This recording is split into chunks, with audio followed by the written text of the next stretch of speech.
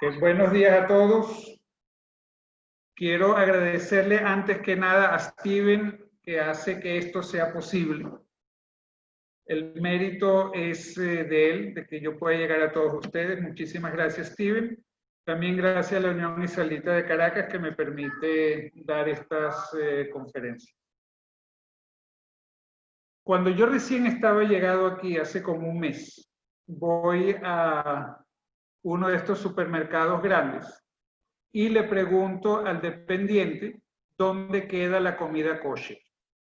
Él me pregunta, what's that? Aparentemente era un empleado nuevo, y yo le digo, es la comida que comen los judíos. Entonces él me manda al pasillo número 8, que es Ethnic Foods, comidas étnicas. Eso fue lo que me inspiró a hablar del asunto. La comida kosher no es una comida étnica, no tiene absolutamente nada que ver. Matzebos, sándwiches pastrami, qué sé yo, kosher style, eso es comida étnica. Pero puede haber comida étnica, como por ejemplo mondongo o pabellón o cualquier cosa, que es kosher. Kasher quiere decir apto, kasher quiere decir apropiado, es comida que se cocina o que se prepara con ciertas normas, con ciertos parámetros religiosos. Kasher no se refiere solamente a comida. Kasher es una actitud, una forma de vivir. Aquí en Estados Unidos uno puede llegar a lugares en el centro del país donde nunca en su vida han visto a un judío, y sin embargo es de uso común usar la expresión what you did is kosher, lo que hiciste es kasher, o the way you behave is not kosher, la manera como te comportas no es kosher. Kasher es una filosofía de vida, una actitud, e inclusive se extiende a artículos religiosos. Tefilín kasher, mezuzá kasher, talit kasher. Entonces, vamos a ver qué quiere decir todo eso. Lo mencioné la semana pasada y antepasada, pero lo voy a volver a repetir porque veo que hay gente nueva.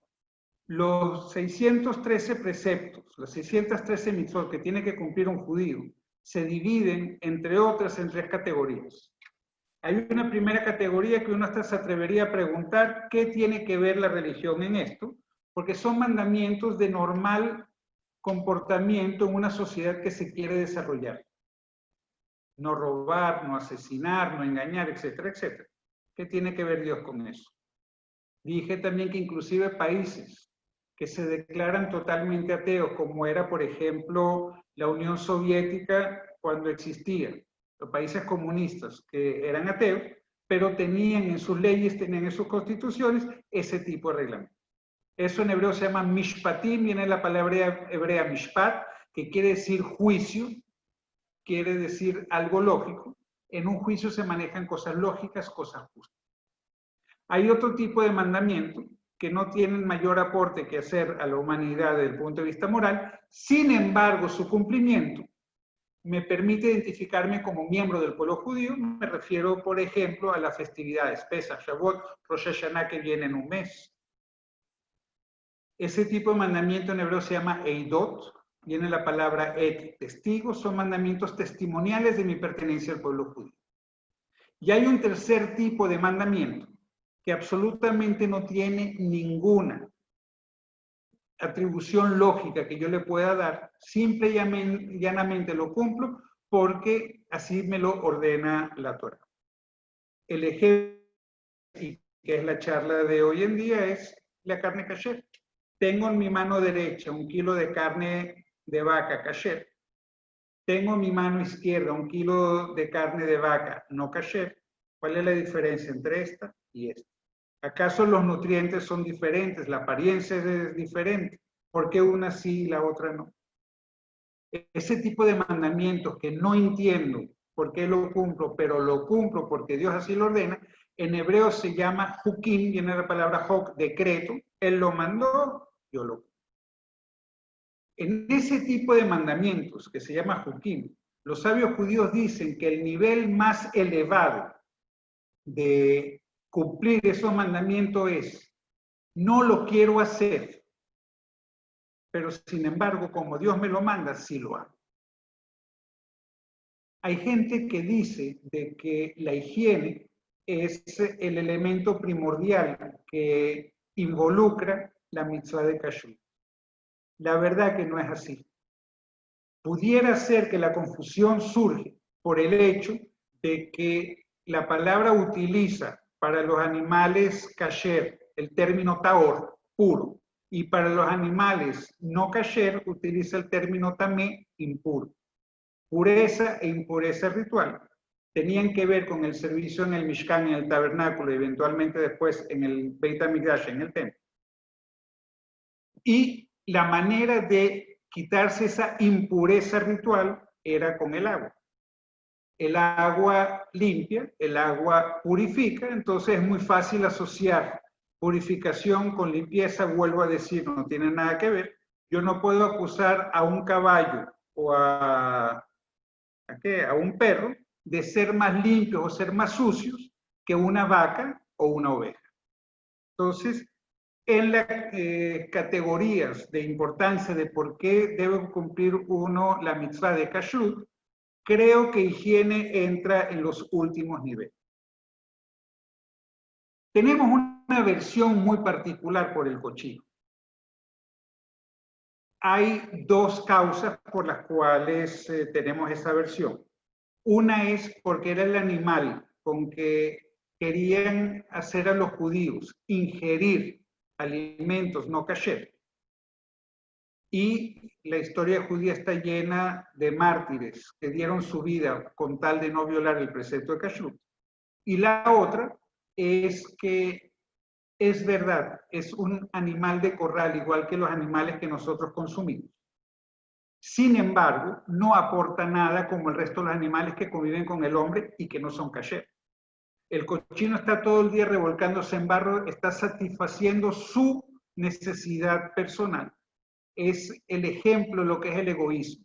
Y si hay algo al que el judío le tiene mucha aversión, es precisamente el egoísmo. Nosotros somos animales de sociedad, nosotros fuimos escogidos para interactuar con la sociedad que nos rodea y enseñarle cuál es la manera correcta de comportarse para que al final de los tiempos toda la humanidad adore y reconozca a Dios como verdadero y único Dios, y entonces todos podamos vivir en paz y en armonía.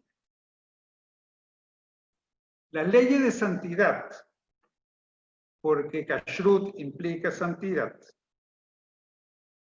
están entre otros lugares que se nombran en Sefer Vayikra, en el tercer libro, el Levítico, y cuando finaliza la descripción de qué es lo que se puede consumir y qué no, dice directamente así el texto: porque yo soy Hashem Elohim, vuestro Dios.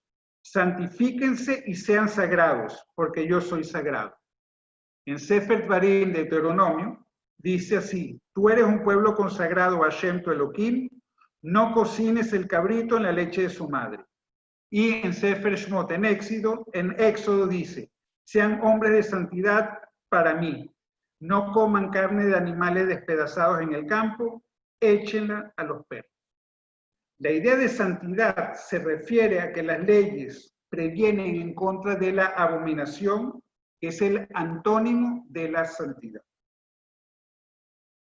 La idea de santidad no quiere decir que nosotros tenemos que estar separados del resto de las naciones.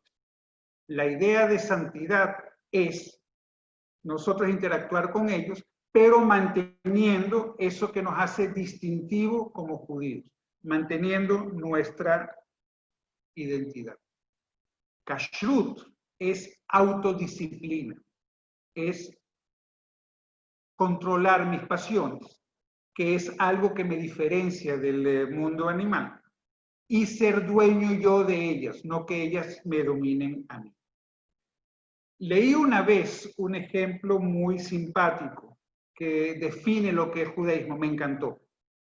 El ejemplo dice así, y eso es lo que define el judaísmo, eso es lo que define lo que es el autocontrol.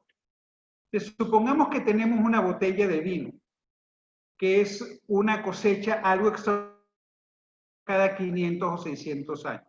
Hay tres maneras de enfrentar el consumo de esa botella de vino. Primero tenemos la manera del asceta. Asceta es el tipo de persona o esa filosofía de vida que dice: me abstengo de los placeres materiales, lo material me lleva al pecado. El individuo que es asceta tiene una batalla sumamente fuerte contra sí mismo, porque él sabe que tiene algo espectacular frente a sí, pero el consumo lo puede llevar al pecado. Después de batallar duramente contra sí mismo, logra vencerse, no consume absolutamente nada. Después tenemos la manera del Epicurio, es una filosofía de vida que dice: no sé cuánto tiempo voy a vivir, debo disfrutar de todos los placeres que se Yo me creo que es mejor presenten, que se queden porque no acá sé qué va a pasar en el próximo y segundo. que vayamos de una vez a buscar el pollo. Bueno, pero no te vas a bajar adentro también. Y esa tienda, Claro, se esa bajan tienda los que dos. vende tabaco, Steven, esa tienda de tabaco se llama Epicurio. Se ha determinado que el de fumar cigarrillos es nocivo para la salud. El dueño de esa tienda que le puso el nombre Epicurio, sabe muy bien lo que hizo, se está burlando de sus clientes, porque él está vendiendo cáncer, pero ellos lo consumen porque les da la gana. Entonces, la segunda botella es el Epicurio, él se toma toda la botella de un solo trago, acabó, no queda más nada. No le importa el ratón, no le importa la borrachera, el mal aliento, nada de nada, disfrutó del producto. Y la tercera manera de enfrentar el consumo de esa botella de vino es la manera judía. Echa un poquito en una copa de vino, boré priagafen, hace kiddush y deja para la próxima semana. Eso es judaísmo. Disfrutar de los placeres, porque el mundo fue creado para nosotros. Abstenerse de los placeres permitidos es ir en contra de la voluntad de Dios.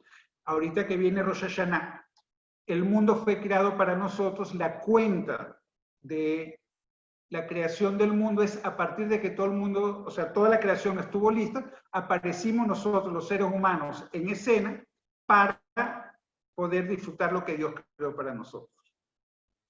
Entonces, la manera judía es eso, disfrutar, pero dentro de ciertos parámetros. La santidad se refleja en el intento del judaísmo de elevar las necesidades básicas como comida, bebida y sexo, en lo que nosotros no nos diferenciamos de ningún animal, y llevar eso a un nivel digno, al nivel de servir a Dios en todo momento. En el judaísmo, la mesa está identificada con el altar que había en el templo. Por eso es que los judíos tenemos la costumbre de no sentarnos en la mesa. Nos sentamos al lado de la mesa. ¿Por qué? Porque hay que respetar el altar. Así como no se hacía en el Beit HaMikdash, que uno no se sentaba sobre el altar, nosotros no nos sentamos sobre la mesa. Por eso es la costumbre de echar un poco de sal sobre el primer pedazo de pan que vamos a consumir. Los sacrificios se salaban. Por eso la costumbre de Mai Mahronim, el agua que se echa sobre las manos antes de decir Birkat Hamazon, no solamente tiene que ver con limpieza, sino también tiene que ver con purificación, está ritualmente puro para entrar al Beit HaMikdash, simbolizamos eso con el Mai Mahronim. Y por último, antes de decir Birkat Hamazon, se sacan cuchillos, todos los cuchillos de la mesa, porque el cuchillo, igual que la espada, era lo que representaba la guerra, el antónimo de la paz. El Beit HaMikdash era la esencia, su esencia era la paz, entonces todo aquello que podía implicar violencia era retirado de la mesa. No solo eso, sino se nos pide a nosotros que en el momento en que estemos comiendo, los temas de conversación no sean banales, sino tengan cierto nivel. Y la ley judía dice que cuando hay 3 o más personas sentadas en una mesa, se debe hablar de Torah, porque cuando estamos cumpliendo esa necesidad tan básica que es comer, inclusive en ese momento tenemos que estar conscientes y adorando a Dios. Por cierto, ya que hablamos de eso, nosotros somos una manera de pensar extremadamente diferente al resto de las personas o al resto de las culturas. Todo el mundo agradece a Dios antes de comer. Todos tienen una necesidad que satisfacer, entonces le piden a Dios que le ayude a satisfacer esa necesidad. Pero los únicos que agradecen después de comer, después que la necesidad está satisfecha, somos nosotros. Los demás no lo hacen. Y por cierto, la Torah nos previene de eso, inclusive en el Shema Israel. Porque Dios dice que si cumplimos con toda la mitzvot, entonces nos va a ir muy bien en la tierra de Israel. Viajalta besabata, vas a comer y vas a estar satisfecho. Pero ¿qué es lo que dice inmediatamente después de Viajalta besabata? Y Shabru la gente una vez que estén satisfechos, que piensen que ya no necesitan de Dios, cuidado. Tu corazón se puede desviar y pueden dejar de cumplir los mandamientos. Y en ese momento, entonces, Dios los va a castigar. La pregunta es, ¿por qué hay unos alimentos que están prohibidos y hay otros que no? Hay quienes consideran que la prohibición de beber sangre, mezclar carne y leche, alejan al judío del derramamiento de sangre y de la insensibilidad. Por ejemplo, una de las leyes de Kashrut dice que está prohibido sacrificar el mismo día una madre y su hijo. Me refiero a animal, o sea, una vaca y el ternero, por ejemplo. Hay críticos del Kashrut que dicen que uno tiene que preocuparse no por lo que entra, sino por lo que sale de la boca. Y hay aquellos que dicen que es muy importante cuidar qué es lo que entra, porque de eso depende mucho qué es lo que sale. Ya que me refiero a eso, si nosotros nos fijamos, y uno le pregunta a un psicólogo, un psiquiatra, las características que definen lo que es el carácter del ser humano, van a dar muchas características. Y una de ellas es que el hombre es lo que come, el hombre es cómo come. ¿Cómo nació el canibalismo? Una tribu se enfrenta a otra tribu. La tribu ganadora reconoce los méritos de la tribu perdedora. Consume entonces a los que sobrevivieron de la tribu perdedora.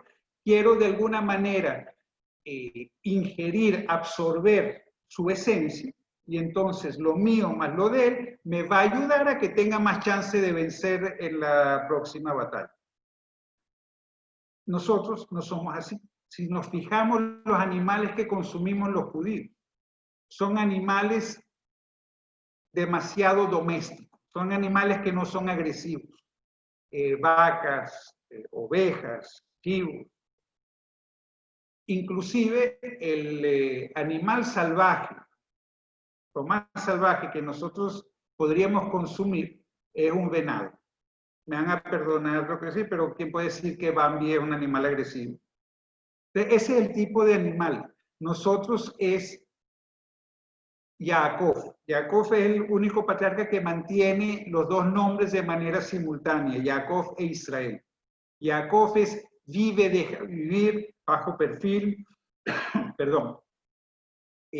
Mientras que Israel es pelear y triunfar. Pero ese es el nombre que no nos gusta, ese es el atributo que no nos gusta nosotros por regla general, y lo que nos gusta es ser Jacob.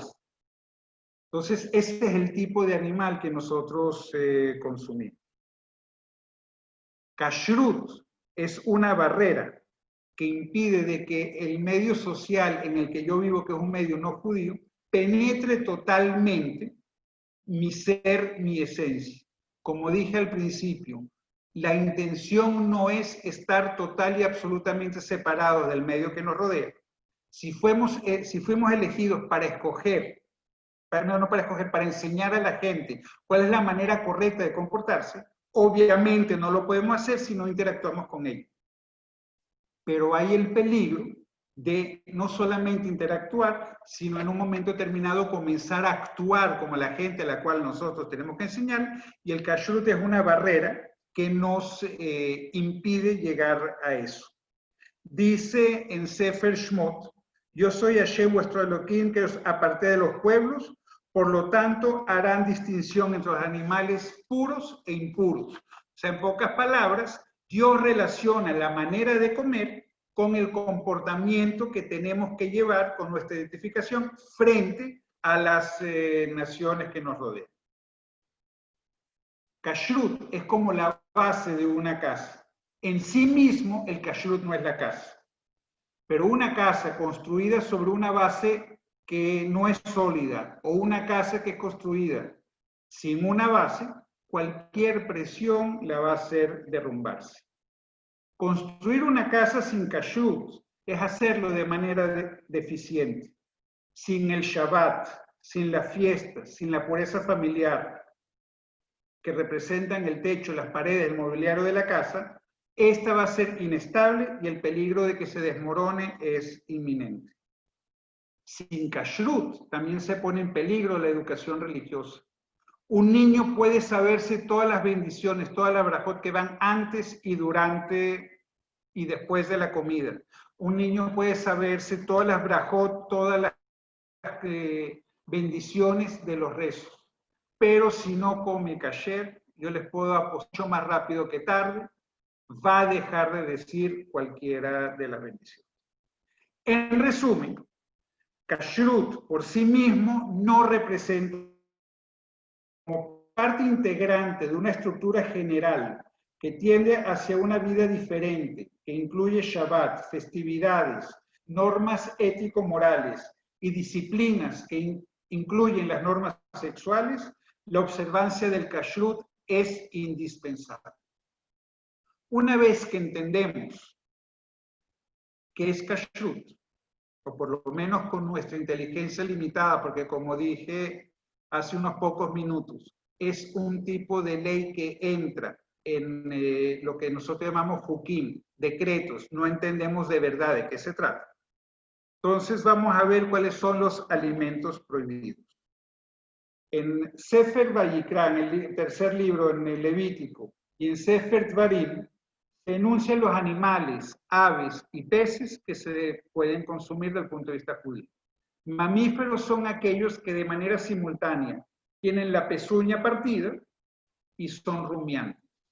Tiene uno u otro de los características, no es kasher. Por cierto, la Torá menciona esos animales que dicen que tienen un atributo sí y el otro no. Y dice, cuidado, no consumas el camello, la liebre, el conejo y el cochino porque tienen uno, pero el otro no.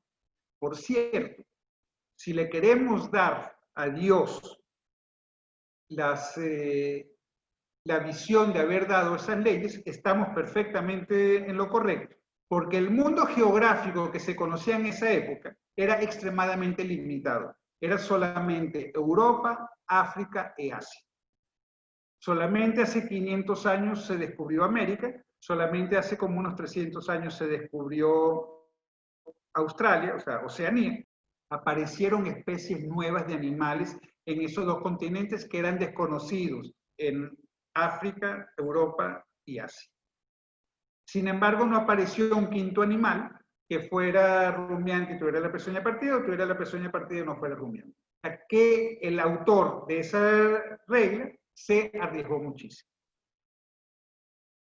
Los peces que se permiten consumir son aquellos que tienen de manera simultánea escamas y aletas. Nuevamente, el autor se arriesgó mucho porque lo único que se conocía hasta hace aproximadamente unos 100 años como máximo era lo que me daba mis pulmones para bajar en el agua. Después que aparecieron los submarinos, todo eso, que pudimos bajar inclusive a la fosa de las Marianas, que son 11 kilómetros de profundidad, aparecieron nuevas especies marinas. Sin embargo, peces solamente que tienen escamas y aletas. No apareció un pez que tenga aletas, pero, perdón, los peces que tienen aletas sí tienen escamas, pero los que tienen escamas no tienen aletas. O sea, se arriesgó muchísimo el autor. Y aves, se puede consumir aves de corral, por lo tanto, las aves de rapiña y los pájaros están prohibidos en la dieta judía, y la Torá menciona cuáles son esos pájaros que están prohibidos. El término que utiliza la Torá para los productos o los animales que nosotros podemos consumir se llama taor, y lo que utiliza para aquellos que no debemos consumir se llama tamé, también quiere decir impuro. Pero utiliza otros nombres. Utiliza el nombre sheketz, que lo usa para los reptiles. Sheketz quiere decir detestable, y utiliza el término toevá, abominación. Nosotros generalizamos y utilizamos el término trefá para los animales que no son aptos para el consumo en la dieta judía. Productos animales kasher, de animales kasher son kasher. O sea, por ejemplo, huevo de una gallina es kasher, huevo de pato es kasher. Producto de animales no kasher no es kasher. Por ejemplo, huevos de esturión, o sea, el caviar, como el esturión no es kasher, el caviar no es kasher. Quiero aquí agregar que en los peces, el esturión y el pez espada, según los sabios judíos, el tipo de escamas que tienen son dudosos, entonces por lo tanto ellos declararon al esturión y al pez espada no kasher. Todos los productos que deriven de esos animales son no kasher. No existe manera de convertir un animal no kasher en kasher. No existe manera de convertir un producto de un animal no kasher en kasher. Hoy en día existen productos de elaboración química que son kasher. Por ejemplo, hay lo que llaman el tocino kasher, hay lo que llaman el camarón o el langostino kasher. E inclusive se preparan con la apariencia del tocino, del bacon que nosotros vemos en cualquier lugar, y de los langostinos. A pesar de que son kasher, sería recomendable no consumirlos, por lo menos en esa forma que tienen, que muestran al producto no kasher. ¿Por qué? Porque eso puede llevar a la confusión.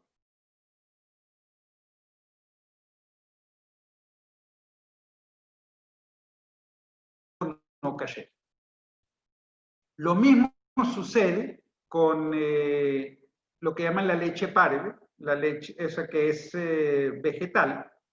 Debería mostrarse muy bien la etiqueta, enseñando de que no es leche como tal, sino que es un producto que no es lácteo, porque otra vez puede ocurrir una confusión y gente bien intencionada puede caer en el error. Cualquier producto que dañe o que pueda dañar la salud de una persona, total y absolutamente prohibido su ingestión. Para nosotros, la salud es primordial, y eso está basado en el versículo en Sefer Dvarim, en el 5º libro de Deuteronomio, que dice: Benishmartem meor lenafshoteihem, cuiden mucho sus almas. Los sabios judíos equiparan alma con cuerpo en este sentido. La persona que sacrifica el animal de manera adecuada se llama shohet. El acto de sacrificar el animal se llama shkita. El shohet tiene que ser una persona ordenada. Quiere decir que un experto en la materia dice que es apto para ejercer como shohet. En el mundo judío existen 4 profesiones que requieren de ordenación. Las mencioné hace unas semanas: rabino, shohet, el que sacrifica el animal, moel, el que hace brit milá, y sofer, el que escribe Sifrei Torah, mezuzot, tfilín, megilot, etcétera, etcétera. Disculpen.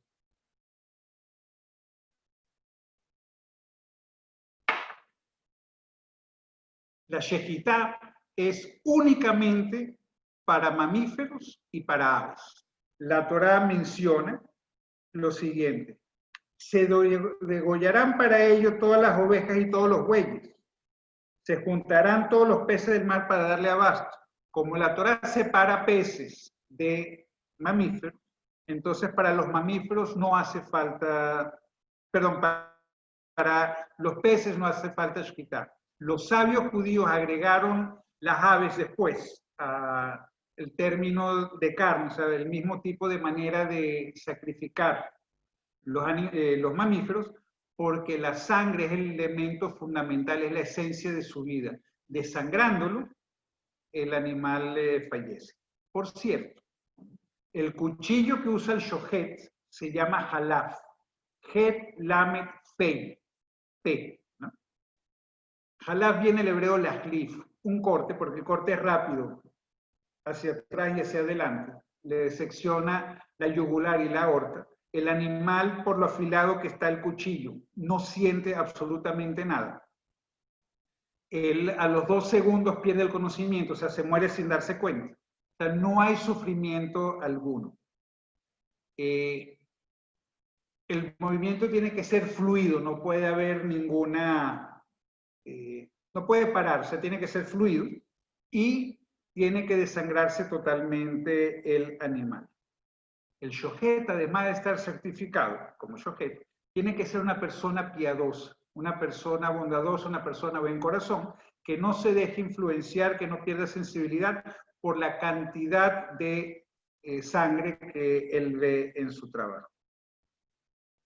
Las normas de shejitá están mencionadas en el Talmud, en el Tratado de Julín, y en el Shulchan Aruch, en el Tratado Yoredea, los capítulos del 1 al 28. O sea, la pura shejitá es algo bastante complicado.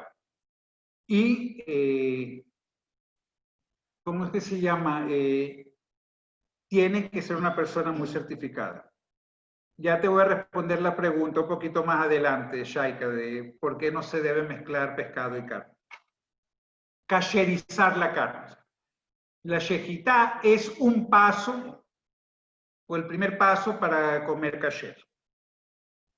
La Torá prohíbe el consumo de sangre. Por lo tanto, una vez que se recibe la carne, y cuando aquí digo carne me refiero a aves también, primero se lava en agua fría, después se sumerge totalmente en agua durante media hora. Una vez que se sumerge en agua, esa media hora se saca del agua, se cubre con una capa de sal, sal gruesa, la sal fina no sirve, tiene que ser sal gruesa para absorber la sangre. Si se coloca en una superficie plana, esa superficie tiene que ser un plano inclinado para que la sangre pueda escurrir. Si se coloca la carne sobre una rejilla o sobre esto que usan para vaciar el agua de cuando uno come espaguetis, un escurridor, entonces obviamente no hace falta que esté inclinado el plano porque la sangre va cayendo sola. Una vez que terminó el salado, se vuelve a lavar. Otra manera de kasherizar la carne, diferente a lavado y salado, es con el fuego. Se pone a la parrilla, se deja cocinar, cuando está casi lista, se saca, se le pone un poco de sal y después se vuelve a poner sobre el fuego para que termine de cocinarse. Aquellos elementos del animal que tienen mucha sangre, como por ejemplo el hígado, no existe el lavado y el salado, es directamente al fuego de la parrilla y muy bien hecho. Por cierto, hoy en día la mayoría de las carnicerías kasher ofrecen ese servicio, pero cuando mi mamá llegó a Caracas, ella kasherizaba los pollos y la carne que compraba en la carnicería, lo kasherizaba en la casa. Mayor consulta no tenía que hacer, porque ella había visto a su mamá, a mi abuela, hacer eso allá en Europa, el kasherizar la carne. Por cierto, ya que estoy hablando de eso, Caracas hubo un tiempo que era un desierto espiritual, en hebreo se dice Midbar Ruhani. Había comunidad judía, pero por ejemplo la mikve a la que iba mi mamá, no había ninguna edificación como tal judía que tuviera la mikve, era en el negocio, creo que de un señor Veracasa. Había una mikve construida por el señor Veracasa, y mi mamá iba ahí a hacer su inmersión. Gracias a Dios, hoy Caracas es otra cosa, ya se puede conseguir artículos de kashrut y todo eso, pero yo pertenecí a una minoría de personas que en esa época observábamos kashrut, cuidaba Shabbat, etcétera, etcétera. Fue un poco complicado esa época. La carne, apenas sea sacrificado el animal, debe lavarse, debe salarse. Si no se hace de inmediato, no se puede esperar más de 72 horas para hacerlo, porque si se espera más de 72 horas, total y absolutamente imposible después volver la carne que en teoría era apta para el consumo, volverla kasher. Mezcla de carne y leche. La Torá menciona 3 veces la prohibición de mezclar carne, o sea, cocinar carne con leche. La primera la hace en Sefer Shmot, la segunda otra vez en Sefer Shmot, y la tercera en Dvarim de Deuteronomio. Onkelos, el que tradujo la Torá al arameo, y por cierto el mérito de Onkelos no fue traducir la Torá al arameo, porque hubo varias traducciones en la Torá. El mérito de Onkelos fue que fue la versión oficial, es la traducción aceptada por los sabios judíos. Entonces Onkelos, él traduce esa prohibición de cocinar un cabrito en la leche de su madre, lo traduce como no comerás carne y leche. La ley oral deduce, además de prohibir de cocinar carne y leche juntas, que está prohibido comer esa mezcla y está prohibido también obtener ningún beneficio de ella. O sea, como menciona 3 veces, 1, está prohibido cocinar. 2, está prohibido comer el producto, o sea, mezclar carne y leche. Y de carne y leche. Como les dije antes, las aves no estaban incluidas en la categoría de carne. Sin embargo, como la sangre es la esencia de su vida, igual que los mamíferos, entonces por eso que las aves requieren shkita y por eso es que se las trata como carne. El término fleischig en yiddish, basar en hebreo, carne. El término milchi, halaf en hebreo, leche, no se refieren única y exclusivamente a carne y leche. Se refiere también a elementos, artículos que tengan en su elaboración algo que tenga que ver con carne o algo que tenga que ver con leche. Existe un tercer término, es una palabra yiddish, que es par o pareve, que quiere decir neutro, ni lo otro. Por ejemplo, todo lo que crezca de la tierra, o sea, todos vegetales, hortalizas, legumbres, son pares. Huevos son pares y pescados son pares. ¿Eso qué quiere decir? Eso quiere decir que yo puedo consumir o puedo preparar un alimento pareve, un alimento neutro, o con carne o con leche. Lo que no debo hacer es mezclar uno con el otro. O sea, el hecho de que, por ejemplo, cociné un huevo con carne, como el huevo es pareve, después no debo ponerlo en un plato lácteo, o no debo comerlo, qué sé yo, con queso.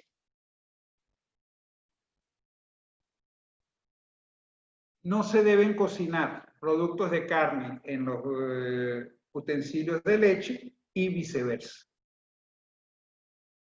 El consumo.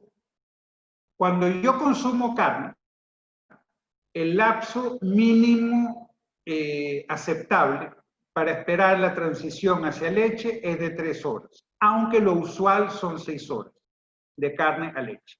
Viceversa, no ocurre lo mismo. Al consumir un producto lácteo, al lavarme bien la boca y después comer algo sólido, como por ejemplo pan, ya puedo consumir inmediatamente carne. La única excepción es si consumo quesos duros. Los quesos duros tardan mucho en asimilarse por el cuerpo, entonces debo esperar de eso para consumir carne de 3 a 6 horas, dependiendo cuál es la costumbre. Un alimento cocinado en utensilios de carne debe servirse con carne, un alimento cocinado en utensilios de leche debe servirse con utensilios de leche.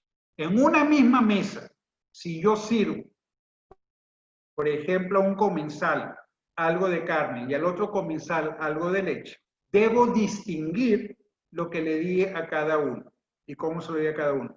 Entonces, o se ponen manteles diferentes o manteles individuales diferentes para que se sepa que uno consume de una cosa y el otro consume de otra. Vidrio y metal, que son no absorbentes, pueden ser utilizados eventualmente para uno o para el otro. Si son materiales absorbentes, como por ejemplo vajilla, que es cerámica, la vajilla, como es porosa, entonces no hay manera, o sea, tiene que ser de uno o de la otra, y no existe forma de cacherizar. Si un plato de carne yo le echo un producto lácteo o viceversa, el destino de ese plato es o el pipote de la basura o una persona pobre, no judía, obviamente. En la Torá existen diversas prohibiciones sobre el consumo. La Torá prohíbe, por ejemplo, consumir el nervio ciático del animal, o sea, el Gita Nashe, el nervio que está en la parte trasera del animal. Son muy pocos los carniceros que saben extraer ese nervio. Es un trabajo que consume mucho tiempo. No es en muchos lugares algo rentable desde el punto de vista económico, por lo tanto se desecha la pieza completa. La Torá prohíbe también la grasa que se llama helef, que es esa grasa que rodea los órganos vitales y el corazón de los animales, pero sí permite esa grasa que rodea los músculos y está debajo de la piel. La Torá prohíbe consumir vino que haya sido elaborado por no judíos. Eso, la intención es, porque la Torá prohíbe cualquier vino que haya sido utilizado en idolatría.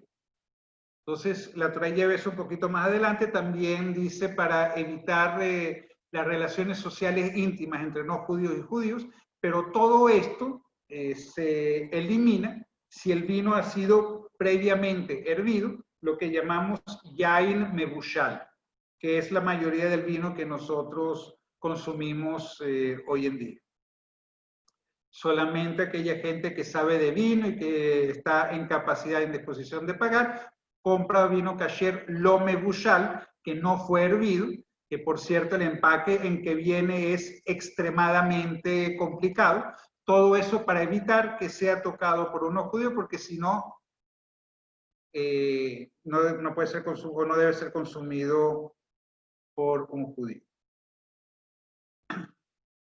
Los vinos que se fabrican de productos diferentes a las uvas no entran en esta categoría. Y también los licores. O sea, por ejemplo, whisky, vodka, todo eso no entra en esa categoría.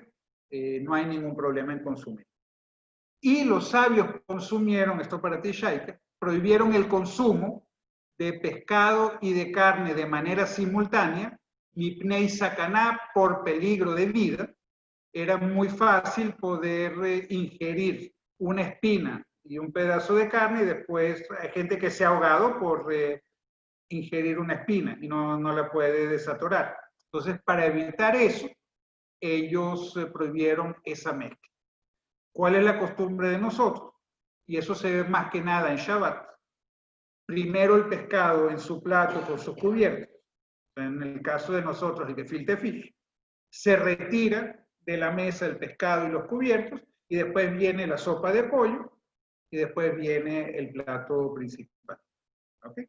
Pero se retira, como te digo, se retira completamente lo que es la vajilla y lo que son los cubiertos que tenían el pescado.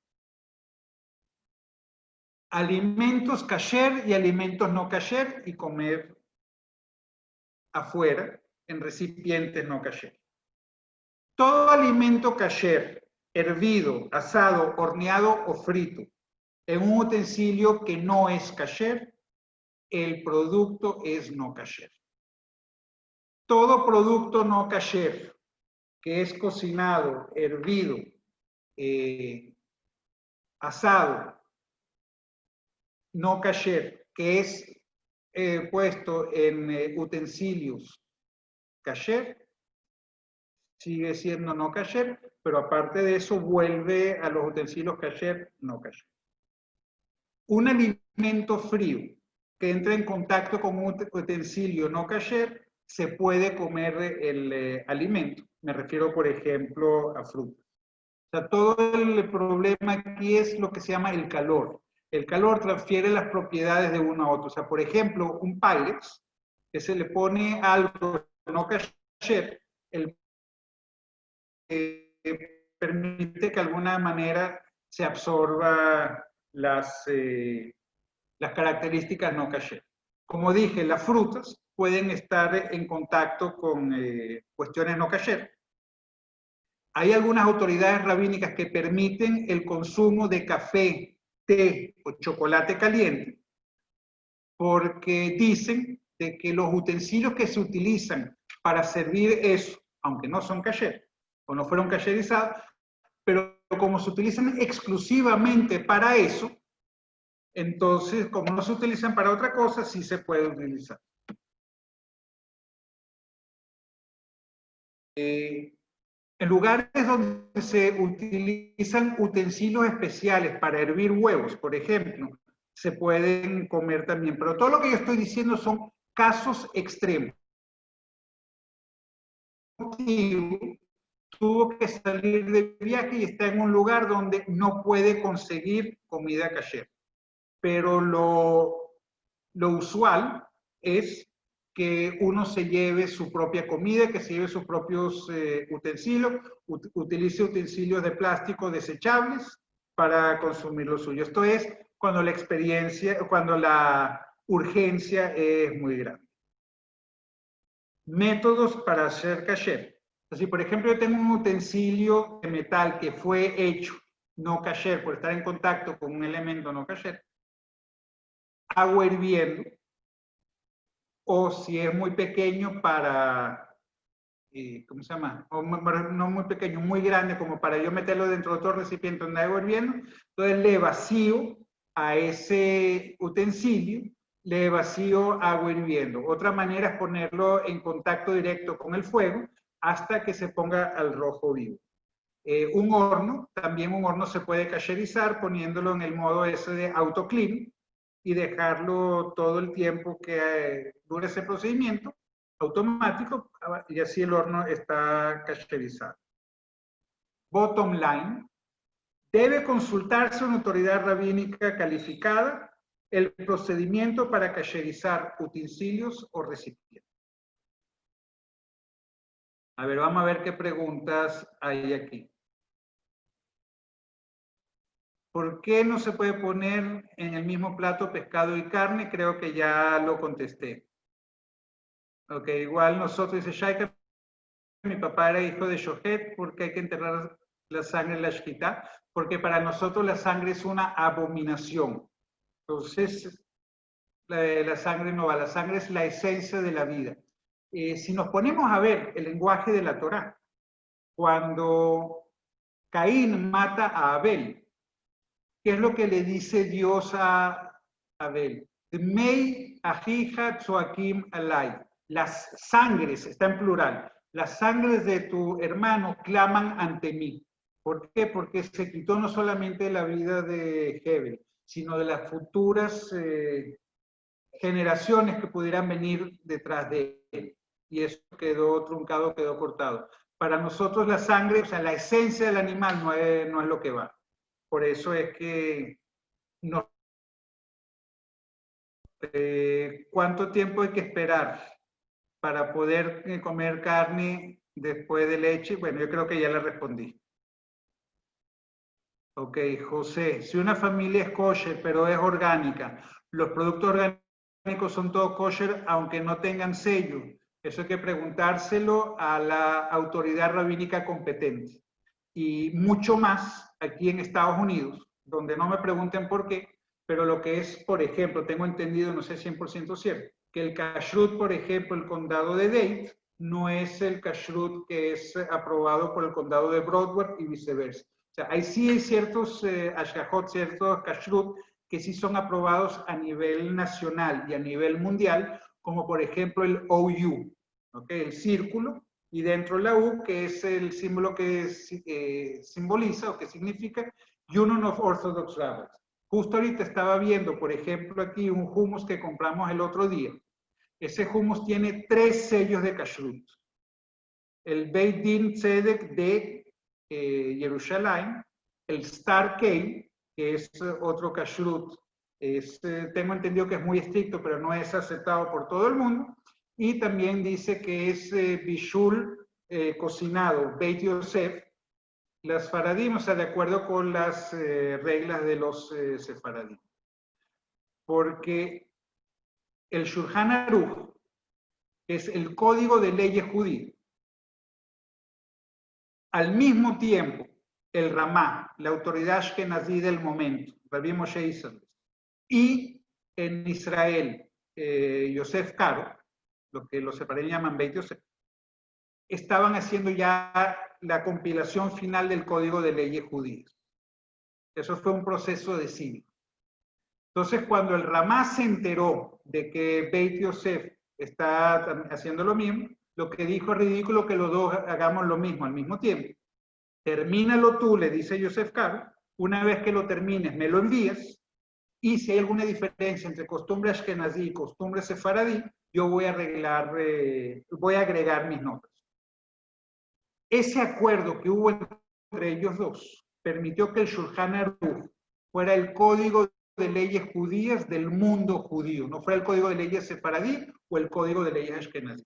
Entonces, la obra de Yosef Karo se llamó Shulchan Aruch, mesa servida, y las anotaciones que hizo el Ramá en cuanto a las diferencias en costumbre de ashkenazí y sefaradí se llama mapá, el mantel de esa mesa servida. Por regla general, los ashkenazim son más estrictos en cuanto a ciertas normas, pero hay unas cuantas en las cuales los sefaradim son más estrictos, y en eso tiene que ver el bishul, el cocinado.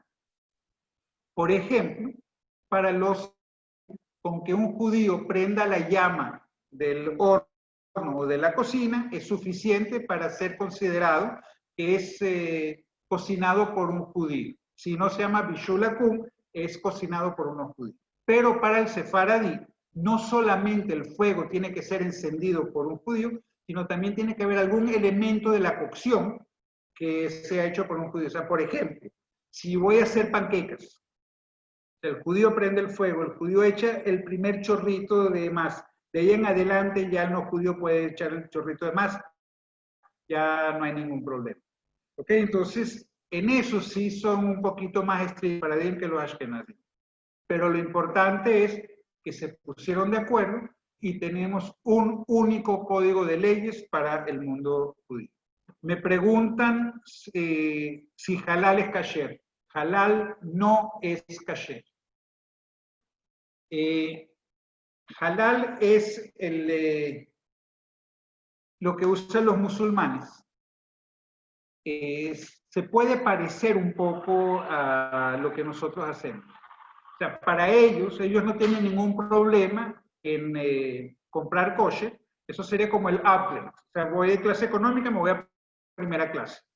Pero para nosotros es un downgrade, es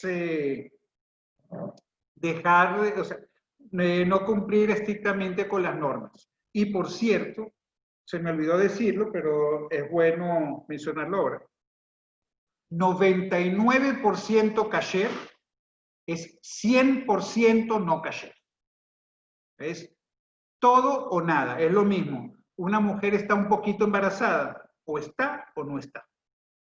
¿Ok? Entonces, con kasher es lo mismo. Vuelvo a repetir, 99% kasher es 100% taref. ¿Se puede tener cárnicos y lácteos en la misma nevera? Mira, si los tenemos en la misma nevera, tienen que estar bien separados, tienen que estar bien cubiertos. O sea, por regla general, esos productos hoy en día vienen envasados al vacío, aunque se estila no ponerlos, por más envasado al vacío, por más separado que estén, poner uno encima del otro. Eso no se estila. Si se puede tener la separación, sería extraordinario. ¿Hay alguna otra pregunta?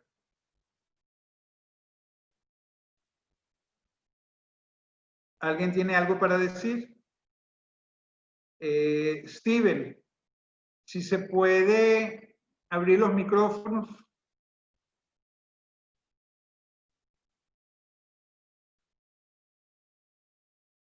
Mientras Steven abre los micrófonos, si alguien quiere hacer una pregunta por el chat. Por cierto, tú que preguntaste de nevera, mis primos, que son extremadamente religiosos, y la comunidad a la que ellos les sirven les aporta muy bien. Ellos tienen 2 neveras, e inclusive en la casa tienen 3 neveras, y tienen 3 lavaplatos, porque en un nivel diferente tienen lo de Pesaj. Por cierto, se me olvidó mencionarlo, una buena casa judía debería tener 4 vajillas, como mínimo. Una de carne y una de leche para todo el año, una de carne y una de leche para Pesaj. Siempre prende. Pero aquella gente que se puede dar el lujo, como Shabbat y las fiestas son un nivel superior al resto de la semana, entonces debería tener su vajilla por lo menos de carne para Shabbat y para la fiesta. Entonces, digo, como mínimo, cualquier familia judía, 4 vajillas. Mi mamá en la casa teníamos 4 vajillas. ¿Alguna duda? ¿Alguien quiere hacer una pregunta? Sí, carne, ¿Perdón? leche. Acuérdate que mi mamá viene hija de rabino. Carne y leche para todo el año. Ortodoxo, pero ¿Perdón? mi mamá te hacía lo más que puede. Y mi papá hacía la shejitá en un principio en Panamá. Ajá.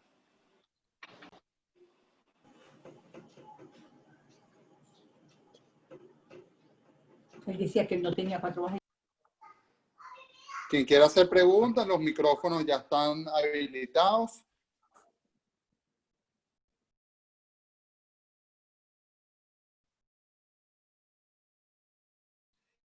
Por cierto, ya que estoy hablando de la vajilla de carne y de leche.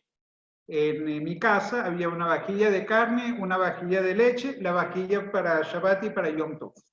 La vajilla de carne, de pez, el equivalente en cuanto a elementos que la componían, era muy similar a la vajilla de carne de todo el año, porque Pesaj es una festividad donde hay muchos invitados. Y en mi casa había todos los invitados del mundo para los sedarim. Y la vajilla de leche de nosotros para Pesaj simple y llanamente daba lástima, porque por lo menos en mi casa nosotros éramos carnívoros por excelencia. Entonces teníamos, éramos 4, teníamos 6 platos de carne, perdón, 6 platos de leche, 6 tenedores, 6 cuchillos, 6 cucharitas, eso era. Por eso digo, la de leche de Pesaj daba lástima, pero carne de Pesaj y carne de todo el año le roncaban todos los motores.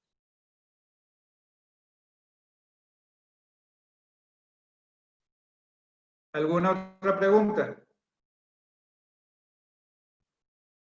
Los micrófonos están abiertos. O sea, ustedes pueden abrir los micrófonos y hacer la pregunta si quieren.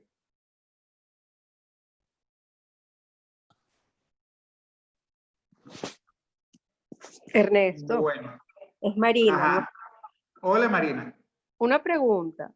Si el Shulchan Aruch tiene todas las reglas del judaísmo, incluyendo comida, ¿por qué en Pesaj los ashkenazí tienen unas reglas, los sefardís tienen otro? En Pesaj los sefardís comen maíz, los ashkenazí no. ¿Cómo se interpreta eso? Mira, eso todo depende de la costumbre del lugar. O sea, por ejemplo, te voy a comenzar con lo siguiente. El cholen ashkenazí es con caraota. La versión sefaradí es con garbanzo. ¿Por qué? Porque eran productos que había en Europa que no había en el Medio Oriente, productos que había en Medio Oriente que era en Europa. ¿Cómo se llama? El objetivo es el mismo. Entonces, por ejemplo, en Europa, que había trigo, cebada, todo eso, pero también había maíz y todo eso. Y entonces, al molerlo, podía confundirse con la harina. Entonces, en el mundo ashkenazí se decidió no como ningún tipo de grano, porque al ser molido puede ser confundido con harina de cereal. En el mundo sefaradí no existía ese problema. Entonces, por eso es que para ellos no aplicaba. Tú me preguntas mi opinión muy personal. Hoy en día no aplica, pero como las autoridades rabínicas hoy en día dicen que no tienen el mismo nivel que tenían las autoridades de antaño, entonces por eso es que no cambian nada. Solo te lo puedo llevar yo más lejos. Por ejemplo, nosotros tenemos que cumplir el segundo día de la festividad. Hoy en día tenemos hora, minuto y segundo cuando se prenden las velas. Y no solo de este Shabbat, sino dentro de 500 años, 1000 años, 10.000 años. Necesitamos el segundo día de la festividad para no equivocarnos. Sin embargo, ¿por qué lo celebramos? Lo celebramos porque las autoridades de hoy dicen que no tienen el mismo nivel intelectual, el mismo nivel espiritual de aquellos que lo impusieron, entonces no son nadie para tocar esas reglas que se impusieron hace unos cuantos años. Pero Ashkenazim y Sefaradim, a mí me parece la separación esa extremadamente odiosa, porque nadie puede decir que uno u otro no son judíos. De hecho, hay mucho matrimonio entre Ashkenazí y Sefaradí, y el rabino Sefaradí casa con el mayor gusto Ashkenazí con Sefaradí, el rabino Ashkenazí también con el mayor gusto Sefaradí Ashkenazí. Lo que nos diferencia son detallitos. O sea, ninguno, por ejemplo, deja de ponerse tefilín, ninguno deja de ponerse talit, ninguno deja de comer kasher. Es mucho más lo que nos une que lo que nos separa. Entonces, a la hora de la verdad, y eso se está haciendo en Israel, y lo hicimos nosotros muy bien en Caracas, y Dios quiera que se haga aquí también, nos fuimos integrando de manera tal que creamos una nueva especie, que es el Ashkefardi, que yo creo que es la versión sumamente mejorada del judío.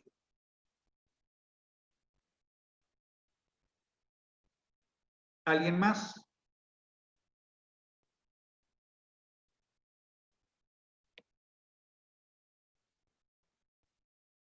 ¿Huevos de codorniz son kasher? Me pregunta Herschel Sivia. Burich, sí, nosotros asumimos que la codorniz no es kasher porque no hay quien le haga shkita a una codorniz, entonces los productos de codorniz no son kasher. El slav, esa ave que Dios envió a los judíos en el desierto, que traducen como codorniz, nosotros no estamos seguros de cuál ave en específico era. Por lo tanto, no la consumimos, asumimos que es no kasher. Y ya que hablamos de eso, creo que en Europa los patos son de pico amarillo. Creo que en el Medio Oriente los patos son de pico rosado o pico rojo. El shohet europeo no le va a hacer shkita al pato del Medio Oriente, y el shohet del Medio Oriente no le va a hacer shkita al pato europeo porque no tiene la transmisión de la tradición de cómo se hace esa shkita, aunque es el mismo animal. O sea, nosotros en ese sentido somos muy, muy estrictos. Entonces, al no saber exactamente si era codorniz el ave que mandó Dios al pueblo judío en el desierto, asumimos de que la codorniz no es kasher, por lo tanto, huevo de codorniz tampoco es kasher. Raquel, nosotros empezamos a comer arroz, pero no comemos arroz, pero sí garbanzos en la dafina de Shabbat solamente. Y los halabi, los judíos del Medio Oriente, Irak, Siria, Líbano, ellos sí comen arroz. Yo, ashkenazí, no puedo decir que el halabi come hametz. O yo, ashkenazí, no puedo decir de que el marroquí que consume garbanzo y maíz come hametz. Es por la cuestión de la costumbre. Que los ashkenazim no comen pescado en pesas. Me dijeron que es porque puedo hacer pescado con pan. Mira, en mi casa comíamos gefilte fish en pesas y gefilte fish de pescado. O sea, que pudo hacer pescado con pan. Ya dejó de ser pan. O sea, hay una expresión en hebreo, y lo voy a usar con lo que usaban para el Cohen Gadol. el servicio Yom Kippur era única y exclusivamente para el Kohen Gadol. No participaba más nadie, salvo algo de manera muy, ¿cómo se llama? Marginal. El Kohen Gadol tenía que ser una persona casada porque tenía que tener familia. Entonces le tenían una esposa preparada al Kohen Gadol por si acaso quedaba viudo en la víspera de Yom Kippur o en Yom Kippur, para casarlo de inmediato. Entonces llega alguien y dice, y entonces, pero si acá esa también se muere, ¿por qué no le ponemos otra? Entonces, ¿qué fue lo que le contestaron? Ein sof la davar. O sea, si nos ponemos con tanta ridiculez, no va a haber límite. O sea, hay que poner cierto límite. O sea, que el pez como consumió pan, y que sabemos nosotros lo que consumió el animal que nosotros comemos. Entonces, hay que ponerle un parado al asunto. Si no, nos volvemos fanáticos, no pensamos en nada. ¿Por qué los huevos blancos son más kosher? Excelente pregunta. Para kashrut se prefiere huevo blanco antes que el huevo rosado. El blanco no ha sido fecundado. En el blanco, cuando lo abras, no te vas a conseguir ninguna sorpresa. No te vas a conseguir un pollito medio formado, no te vas a conseguir un puntico de sangre coagulado, porque no, el blanco no ha sido fecundado. Entonces ahí ni lo tienes que revisar derechito para la sartén o para donde lo vayas a usar.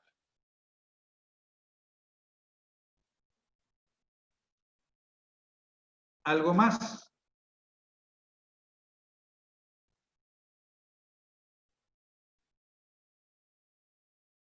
Ok, señores, muchísimas gracias. Un abrazo a todos y si Dios quiere nos vemos la próxima semana a la misma hora para hablar sobre el talit.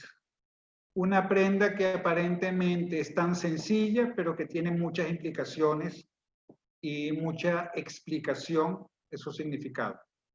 Muchísimas gracias a todos y nos vemos entonces la próxima semana a la 1:30. Muchas gracias.